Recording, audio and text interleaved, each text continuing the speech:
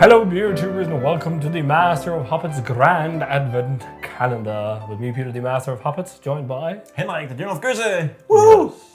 We're repeating the success of last year, a scaled down Christmas calendar, an Advent calendar instead, in which I surprised Henrik with delicious beers that we pair with booze. Yes. We didn't drink everything in every video, and you can follow the progress. The charades of doing 24 episodes is really hard when you have kids. Like, it's hard to time it. I would imagine. We're also doing one with Bad Seed with our own beers. So, like, I think a calendar like this, again, an Advent calendar will be fine. So, yeah, Henrik knows nothing about the beers. Nothing? So let's just get started. I'll get them. Ooh. The magical Christmas towel. Here you go. Ooh, it's my present. There's actually two in the Is it first two? episode. Ooh, interesting. Oh, ooh, wow. Shepherd Neame Christmas Ale. Faversham Brewery. I have no idea what this is. So last year we didn't do any Christmas beers. No, that's true. This year I'm like, That's we true. need some Christmas beers. Okay. So if you put that on the table, Yeah. I got one more for you. Yeah. The magical Christmas towel. Another one. I've been a good boy this year. Wow. Winter Welcome Ale. Samuel Smith. Wow. Yes. Cool. We're doing a little bit of a battle of classic British winter warmers. Awesome. Because I had a throwback with classic beer.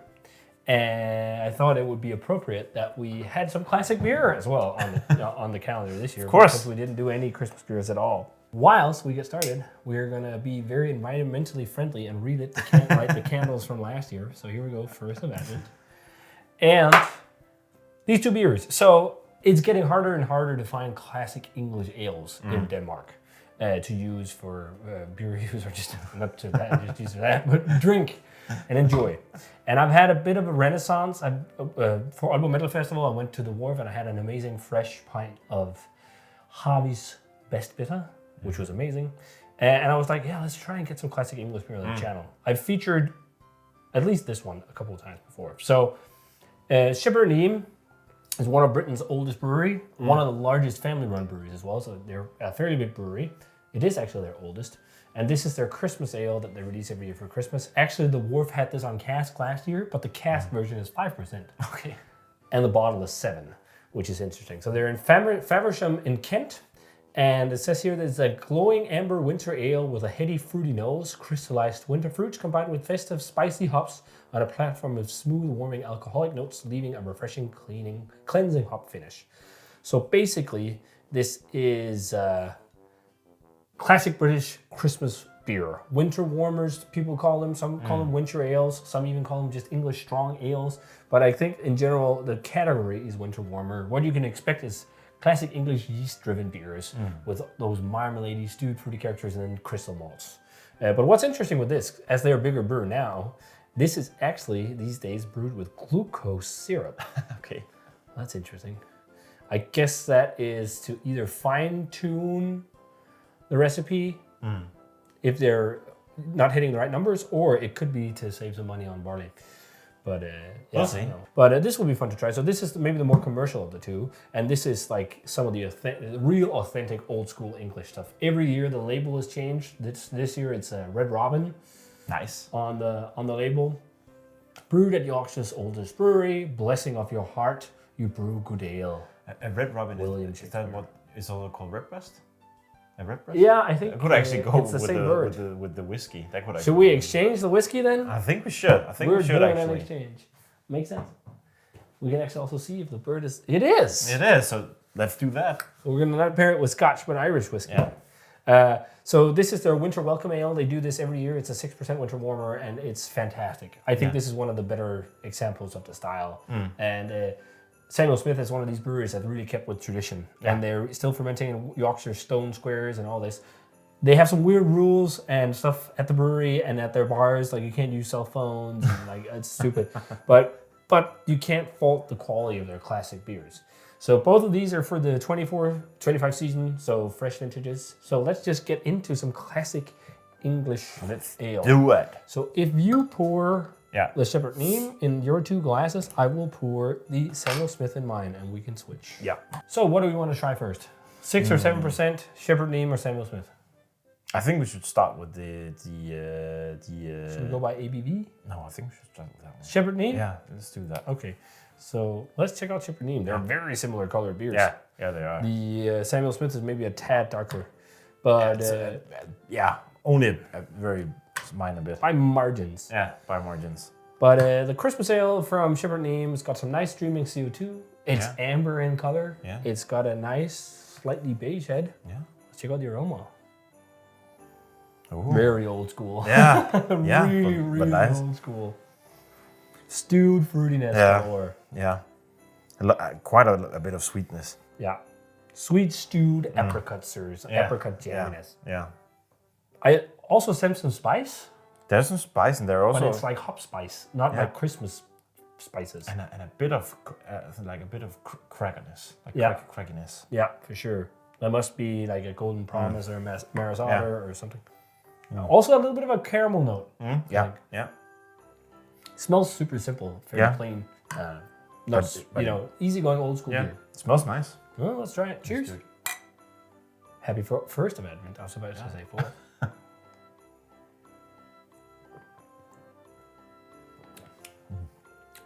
Really old school. It's really old school, yeah. This is also a drink where you're like, this tastes like beer. I don't think it has the deep yeast characters I often associate with these classic English beers. No? It's a little bit more timid than, like, for example, when I had Harvey's on cask. Yeah. Bit of fruitcake to it. Yeah. Classic British fruitcakes. Yeah.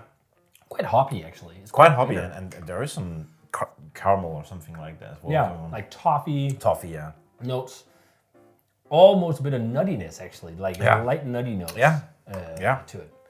And then it has some of those dried apricot notes and whatnot, but it's just a little bit more subdued on the flavor. I think it's not more fruity on the nose. Yeah, it's pretty fruity. But I actually kind of like it. I mean, and I like the mouthfeel of it as well. Yeah, it's fluffy, but also a little bit dry, coating, maybe even lightly oily. Yeah, a bit oily. But it's really old money. It's taken me back to getting into craft beer. Like, it just tastes like really old money English beer, but it also tastes a little bit industrial, I think. And there is something about it that seems overly clean, clinical, and that might be because they're a larger brewery. But I don't know. Let's see. Do they say? Let's see. The winter welcome. Do they talk about? They use Fungal and Goldings hops, and it's whole cone hops. Okay. They don't mention anything about what they used other than it has glucose syrup. And this is only water, barley malt, hops, and yeast. It's gonna be interesting to see how much of a difference that will be.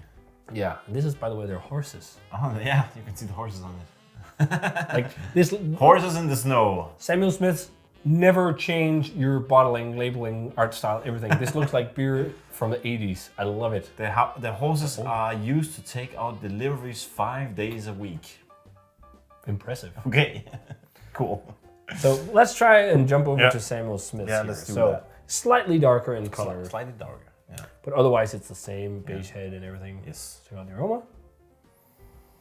Yeah, it's more creamy smelling. It's much more like creamy. almost like it's gonna be creamy oaty. Yeah, oaty. You can smell its lower ABV too. It doesn't have that crackery thing going on at all. No. This one. This is more toasty. Yeah, it's more toasty. Yeah. This definitely also have that stewed fruitiness. I think. Yeah. But I think the CO2 might be lower on this because Yeah.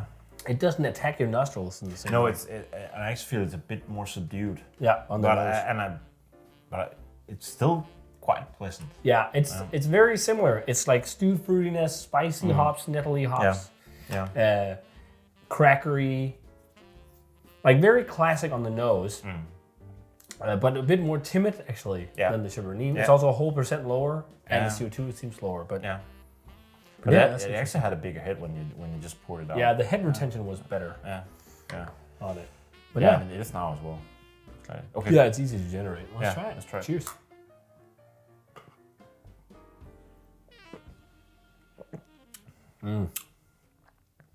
Much better mouthfeel. Yeah, it is. It's a lot more creamier. It's two very, very similar beers. Really similar. So it's the same kind of stewed, fruity profile that this one has. But this is actually sweeter. It has more sharpness, this one. Yeah, yeah. This is more round and balanced. Like this is maybe the pint you could drink a couple of. Yeah. Whereas this is where you'd have one. Yeah. Or something like that. Yeah, it's more all round, balanced. It's more balanced. Yeah. It's more like fluffy and creamy. But it's really tasting old money. Yeah. It has all those kind of like fruitcakey notes as well, like dried apricot-y notes, toffee, caramel. But still a good amount of bitterness as well in aftertaste. Yeah. But it feels a bit more tight and compactly brewed. Yeah. Like the bitterness is still high, but more balanced. The carbonation is a bit lower. It's not like hissy and fizzy. Yeah. This one is a bit more hissy and fizzy, a bit more raspy. It has a little bit of an edge. Yeah. Whereas this seems more well-rounded. Yeah, well-rounded. Yeah. But easier to drink as well. Easier to drink, but a little less flavorsome. It is. If we talk just like intense level of flavor. It's all around a more mild beer. Yeah. But all around a nice beer. But yeah.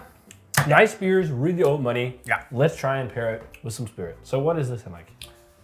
This is the Redbreast Lustau, and I think it says what it's. I mean, I think it's. Yeah, it says it's a Irish whiskey that is finished in sherry. What's that? Mixed with hints of Spanish oak. Triple distilled and matured in the finest oak casks from the Iberian series. It's finished in some kind of sherry barrel, I guess. Because the Iberian series, there's a picture of Spain, so so they triple distill as they do in Ireland with Irish whiskey, and then it was matured in Oloroso sherry casks from Bodega Lustau.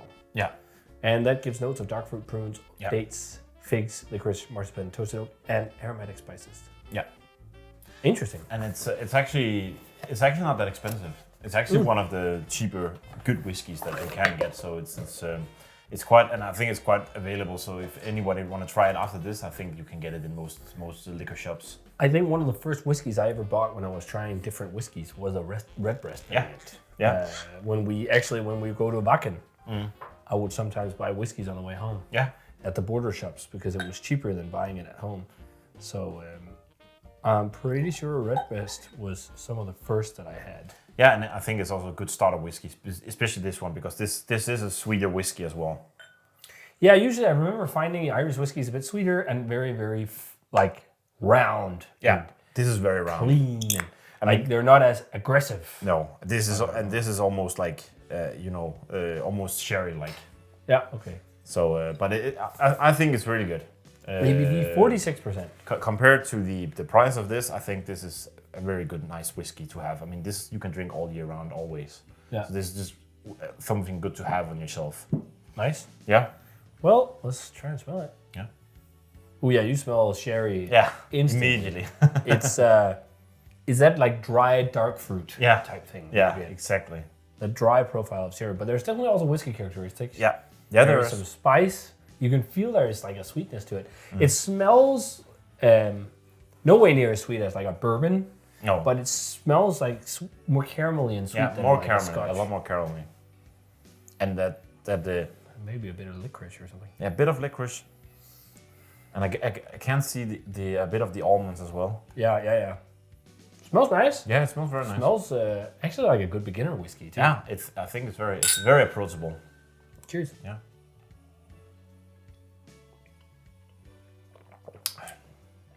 It's definitely sweet. It's sweet, yeah. Well, it is super sweet. Ooh, lots of sherry. Yeah. Lots of sherry. I'm feeling the warmth going down now. Drying sherry. This is really nice. Yeah. How much was it, you said? I think it was like between 400 and 500 Danish crowns. Okay. Yeah. That's I mean that's a good price for a bottle like this. They don't have any age statements, but usually when they do these special finishes, they don't.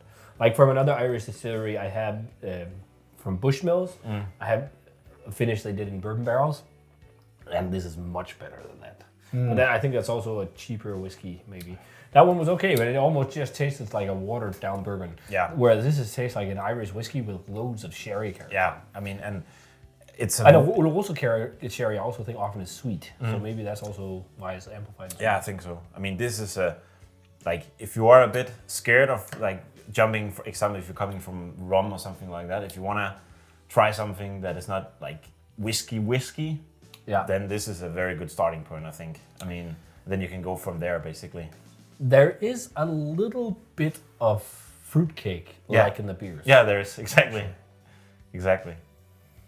Yeah, jumping back to I'm also getting more nuts in this now. Yeah. But it actually pairs pretty well with the beer. It's a pretty nice sidecar. Yeah. These sherry notes complement these two beers quite well. That's actually very nice.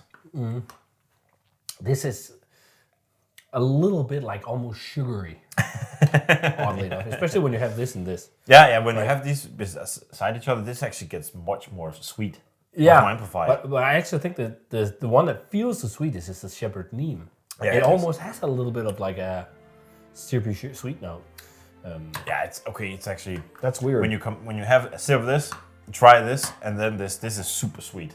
Yeah, yeah. The whiskey amplifies the sweetness. Yeah, it does. Yeah, a lot of complexity, and as I said, a good beginner whiskey because it's got some of that sweetness, so that it's a little bit more palatable and easy to drink. Yeah.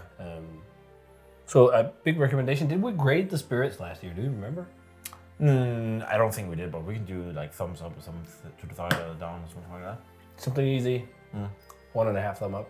Yeah, same. Something like that. Same. I really like it. I mean, I could see me just having this on my shelf for the rest of my life. Basically, just to have it, and when people are around, you can get a glass of this. Yeah. It's so because it's so easy going. It doesn't scare anybody away. Yeah. It was funny you discovered that redbreast thing. Yeah. I think redbreast is what you call it in Europe, and in America you call it Red Robin. Yeah. I saw that exactly. That's pretty cool. Yeah. So, which one is your favorite of the two beers? I actually think I like them equally, but it's like it depends. I think on the mood, and maybe also the occasion or something like. Because I can see them both working as a beer, working at for what they are basically. But if I were to choose which one I probably would prefer like drink the most, it would probably be the Samuel Smith. Yeah, like I think they're somewhat comparable, but I think the Christmas ale from Shepherd Neame has a bit more flavor. Yeah. But more flavor isn't necessarily always the big plus in my book these days. Drinkability means a lot more for me. The soft complexities mean more for me. Yeah. Like this has a bit more pop, but it's 7% than this, which is 6. But this has slightly clinical cleanliness, almost of microbrewed beer. It has a sugary note that's not super nice. Yeah. This is more balanced. Yeah. More pure expression of the raw materials used. The mouthfeel is better. Yeah. So I'm going to edge it out slightly to the Winter Welcome. Yeah. Although initially my first thought was I would actually let Shepherd Neame be the favorite. Just because it had more flavor. And I was like, well, remember, maybe all the time, more flavor all the time isn't necessarily the best. And you definitely would like to share this. While you probably can drink a whole bottle of this yourself. I think I could drink a bottle of that as well, but it's definitely easier to drink a full. But not 2. No, because it gets a little bit sugary. Yeah, it gets a bit sugary. Yeah, definitely. But in terms of a grade, like these are not mind-blowing beers, but they're really well-made, old-school classic beers. Yeah. So I think for the Winter Welcome, at least this iteration, and bear in mind, I'm also getting over some kind of disease. Because I've had a loss of sense of smell for over 2 weeks. It's getting back now, but it's still not perfect. Oh. So it's I think it might have been COVID since I think lasting this long. Most likely COVID. So, but I'm gonna edge it out slightly to this one, and in the state of tasting and everything, I'm gonna give the Samuel Smith's like a straight 90. I think it's a really nice winter warmer, and then maybe 88 or something like that for the Shepherd Neame. Yeah. Shepherd Neame, it's still nice, but it's just a little more feels like bigger beer. It has some roughness that this one doesn't. I was thinking 88, 89 for both of them. Something like that. Mm-hmm. Yeah. So that does it for the first episode of the Grand Christmas Calendar. check out the beers. Check out the beers. And check the out the whiskey. whiskey if Yeah. you can. And we're going to be back next weekend with the next beer and a spirit pairing. So cheers. Cheers. And Merry Christmas. Merry Christmas. Thanks a ton for watching and check out all the social media jazz. Prost. Skål. Skål. Cheers. Cheers. Merry Christmas.